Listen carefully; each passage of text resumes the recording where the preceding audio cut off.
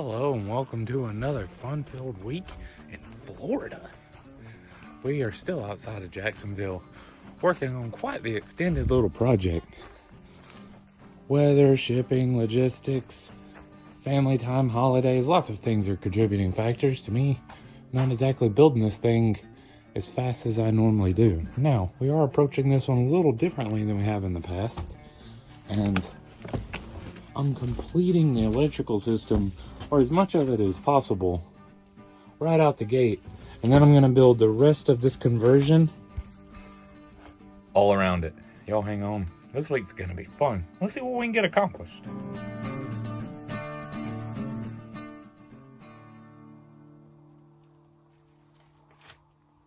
Tomorrow, we're gonna pull these panels out of here and start working outside on the roof. The weather's finally gonna be clear enough that we can waterproof in here.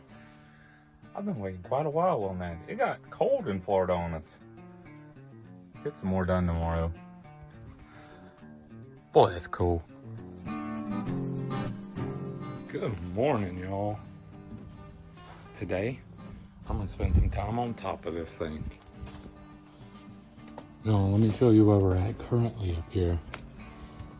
Before all of the cold weather and moisture set in, I had installed all my studs, as well as rubber grommets and washers.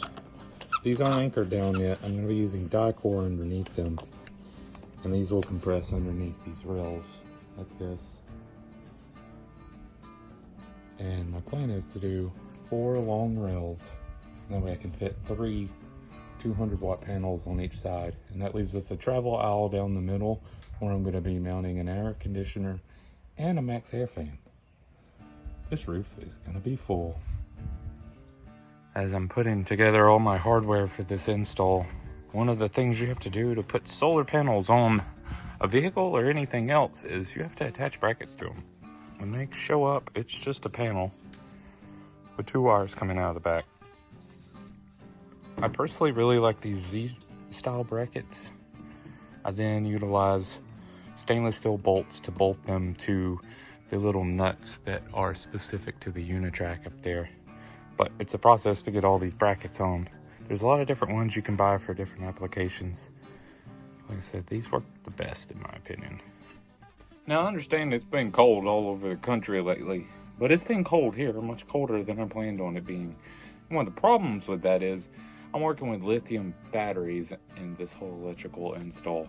And I've been buying my time waiting on the temperature to come back up. It's been so cold for so many days. I've been scared to charge and test these batteries because I didn't want to damage them straight out of the box. Now, one of the first steps to wiring up a large 12-volt system like this is you have to charge each battery individually. So I've got to make sure that one reaches capacity and the other one. And then I'll attach wiring to them and create one battery pack and let those equal out over 24 to 48 hours. And then it all gets wired into its own circuitry, which then I connect everything to.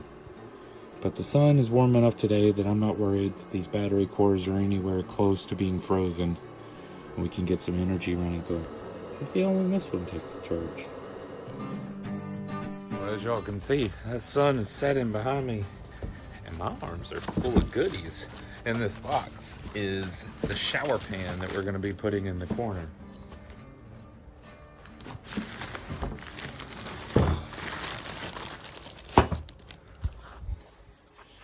Oh, this is going to be great. That's a great size.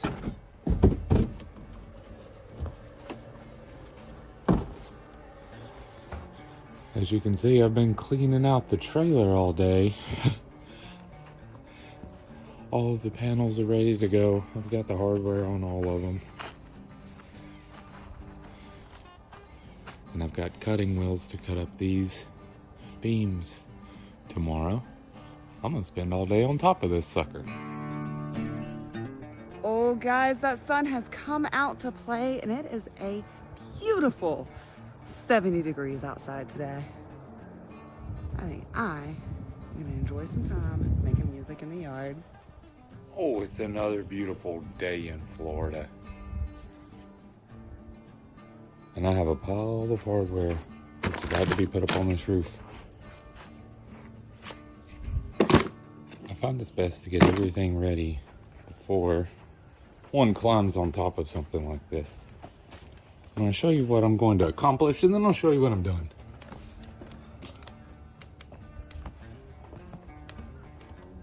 I already have the first rail set up there, and I'll be taking it off. And what I've done is used a rubber hockey puck, if you will, and then a big washer. And I'll be putting the rails on top of that, and then the locking hardware on top of that. And the solar panels will go in these channels. Let's see if we can get all this up here. I do not like being on top of things, even when they're this close to the ground. My feet belong in the dirt, my friends. Ugh. You know, guys, normally the ambulance stuff or bus stuff is all Shane, but occasionally I come in for this very important job, holding a wrench. That's all I ever do with these rigs. Well, that was a lot of fun. I'm very grateful for Kelsey in those moments, as I am most moments. I want to show you guys what we got up here. Now the next step is to get the solar panels up here, and once they're attached, I can utilize these bolts to level out these rails if there's any fluctuation to the panels.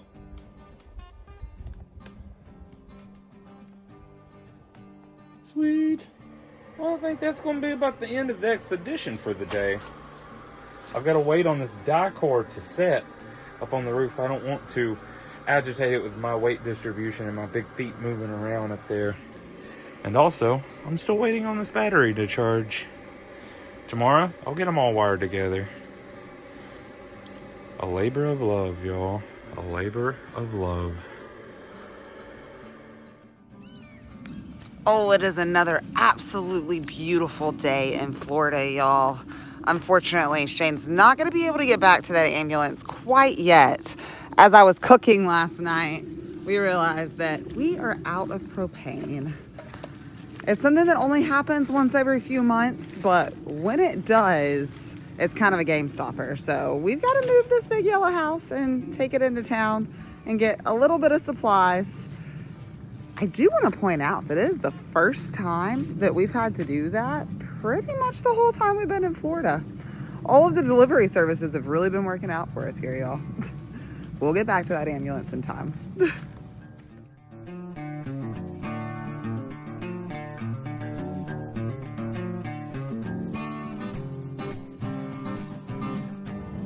Look, guys, it does still move.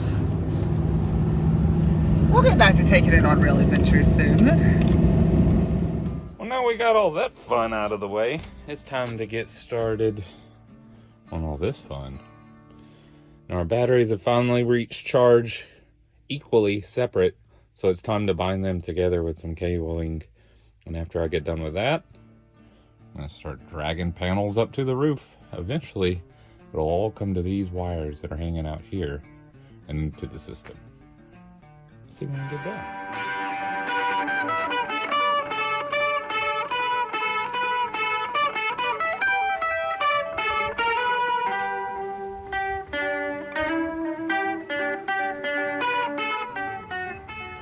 You know, it's possible to get those solar panels up on the roof by yourself, but it is a real pain in the butt.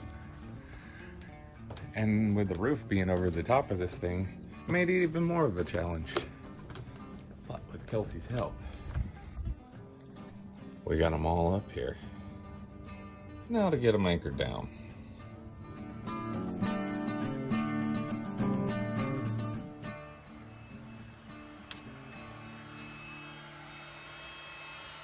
Man, that sun went down and it got cold. It's still warm in here though, and I'm making more heat, Kelsey. Yeah, you're over here with a heat gun. Maybe you can use that on my toes. I don't think so. It's not for that intended purpose. What do you have going on?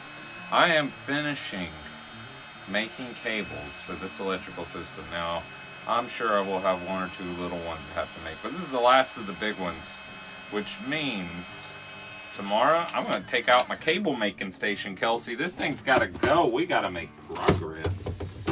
Yeah, there's a hole going there. There is a hole going here.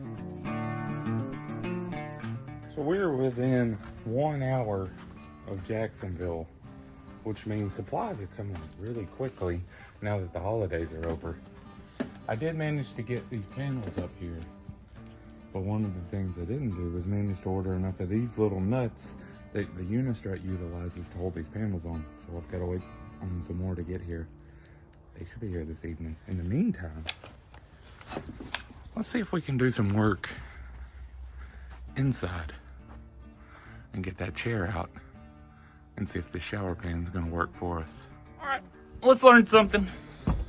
I notice a lot of people in this community that take these vehicles and convert them from an industrial commercial use to a residential use have to cope with something. And that is stuff being bolted to the floor. Now in school buses, you got a lot of stuff bolted to the floor. This one, we've been lucky. Now there's two approaches you can take with something bolted to the floor, because you got bolts. Now, this thing is a big vehicle, but the underground clearance of it is about the equivalent to my chest. So for me to get under there is a little stressful, because the frame sits basically on my chest frame as I'm working. Now through my experience, when you take bolts like this out from underneath, it rains rust, debris, grime, everything down. It gets in your eyes and your beard, if you have a beard. And it generally is just an uncomfortable experience. I've learned that the easiest solution, more often than not, is just taking a grinder and severing the bolt heads inside, and then taking something and pushing the bolt through and crawling under and just collecting all the bolts. And that's going to be the process I take with this one, I do believe. That, or I got to call Kelsey for help. So let's see if we could do it without Kelsey's help first.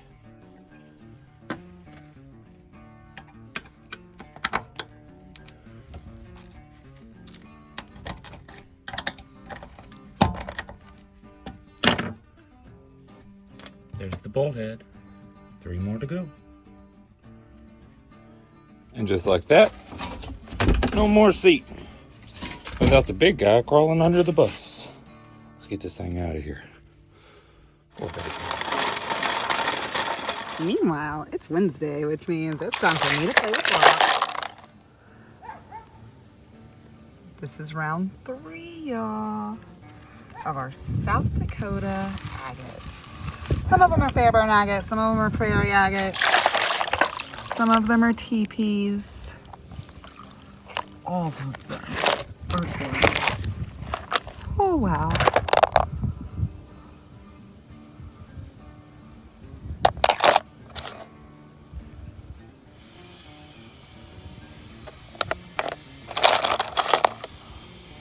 Oh, and I'm on.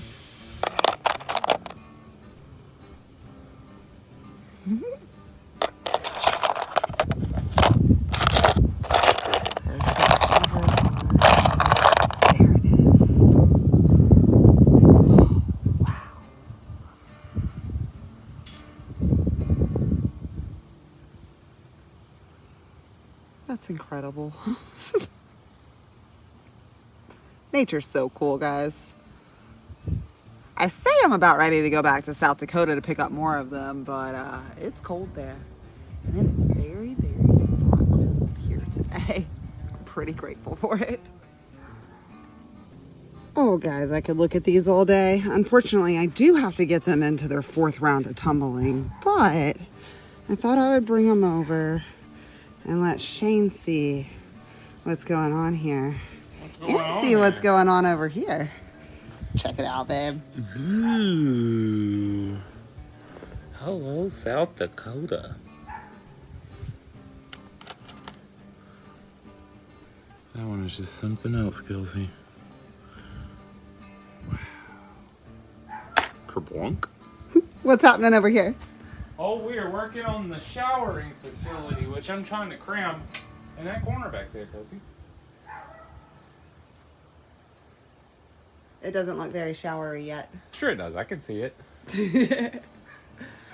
I'm sure we'll all be able to see it very soon. Well, that there wooden square represents the size of the shower pan, so I don't have to keep moving in and out and damage it. They're kind of delicate. And up here is going to be the exposed roof for when you're showering. Now, when my supplies show up, I'm going to wall in all of this, create a pocket door that covers this, and then a bench that goes over all this that slides out of the way. So I'm going to be mounting some industrial sliders up here on the roof. This is going to be unique, y'all. My supply truck should be here tomorrow with the wood. I've done about as much as I can because I'm out of wood.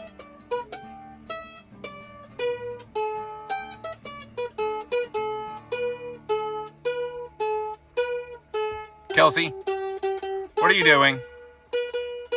Well, I'm cooking, Shane, obviously. I see. Is that made by Kitchen Master, Kitchen Mate? Well, you know, there is a mandolin that you use in the kitchen. I don't think this is it. You could try it. Roast some cheese on it. I'll pass.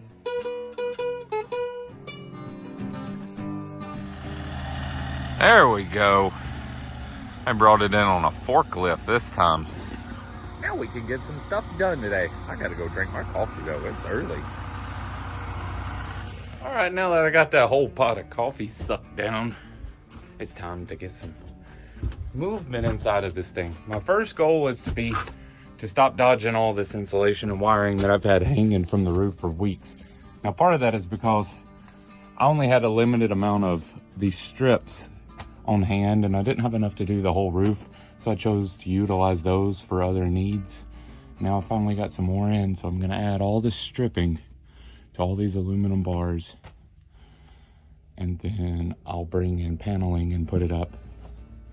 I have one piece here that's gonna be over the shower. Let's make this a little less irritating to walk around inside of. So as I'm hanging the ceiling, I'm also dealing with some of the stock wiring, and I kind of want to talk about it because this box it's wired extensively, but in comparison to how an ambulance is wired, it's quite minimal, and it gives you an idea of how something like this could be wired. Now this little cord here, as you can see, spans from that grommet all the way across, and inevitably there's a grommet somewhere else. So what that is marker lights. So this is going to be our vehicular lighting bundle. Now this was connected to some lights that were hanging from the roof, and there's several of these. There's another one there. I hid one up in the roof. Now these will be controlled by this power grid up here. There's some switches up in the cab to control them as well. I'm not quite sure what I'm going to do with these power supplies, but I'm going to leave them. I don't generally cut out all of this wiring because honestly it's going to be more effort than reward in most cases. So let's keep hiding this ugly, y'all, because this side's looking prettier. Well, that wasn't the easiest project I've ever conquered, but it most certainly wasn't the hardest. I really enjoy working in this giant box. They built it so well, it's almost perfectly square, which is not something I'm used to. Let's keep going. We're definitely making some progress here. Now what I'm constructing is a fake wall. This wall is plenty rigid to hold up what we need to hold up. But what I'm trying to do is create a pocket door over this cavity here that goes into the cab. So I've got to create a void for the pocket to exist in, so the door has somewhere to go, because the shower is going to be on top of this.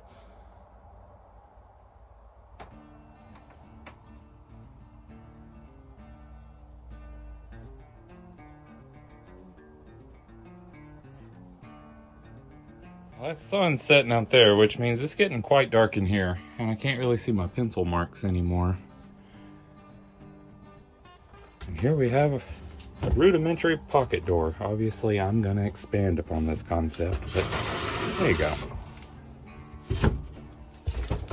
Ain't that neat? It'll look different tomorrow, I promise. As is usual with me, progress means destruction.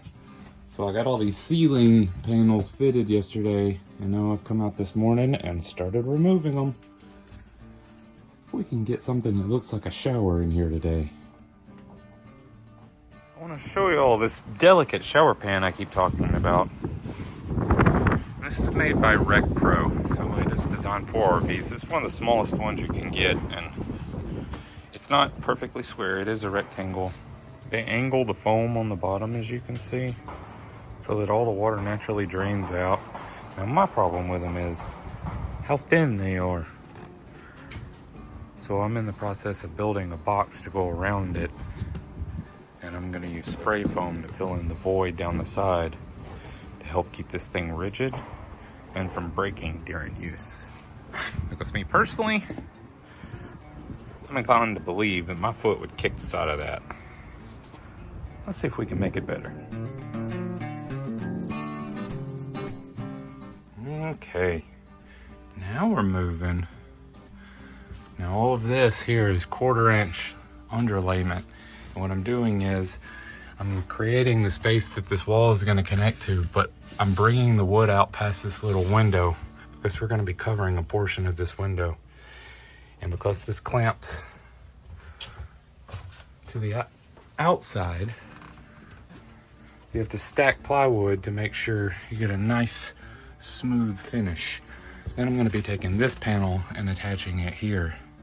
And I'm also going to be laminating some more of this stuff. But this is the kind of yellow color, which looks like a habitual smoker has been in here. I'm going to go with the stark white option to build our shower out of. It's going to be beautiful, guys. The remaining hardware I need to finish securing the solar panels just showed up, as well as this mysterious heavy box. I wonder what's inside of this thing. It looks like it's traveled a long way. I bet it's the air conditioner. Yo, I've received a lot of stuff in the mail over the years. This is the wildest looking packaging I've ever seen. Check this out.